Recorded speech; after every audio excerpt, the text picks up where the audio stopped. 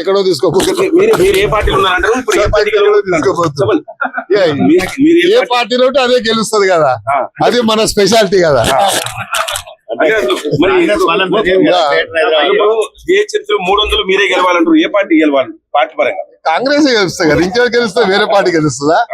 ముఖ్యమంత్రి గారు ఇంత బడ్జెట్ ఇచ్చి ఇన్ని అభివృద్ధి చేసిన తర్వాత మళ్ళీ ఏ పార్టీ గెలుస్తుందని నువ్వు తిరకాసు మాటలు ఎందుకు? మీరు ఏ పార్టీ అంటే ఏం చెప్తారు? కాంగ్రెస్ చెప్తున్నాం కదా.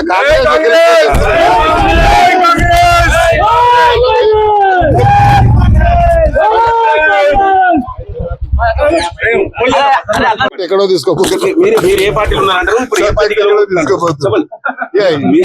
ఏ పార్టీలో ఉంటే అదే గెలుస్తుంది కదా, అది మన స్పెషాలిటీ కదా.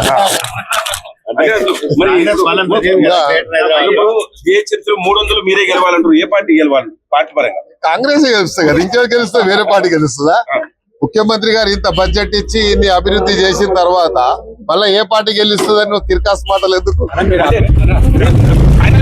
మీరు ఏ పార్టీ అంటే ఏం చెప్తారు?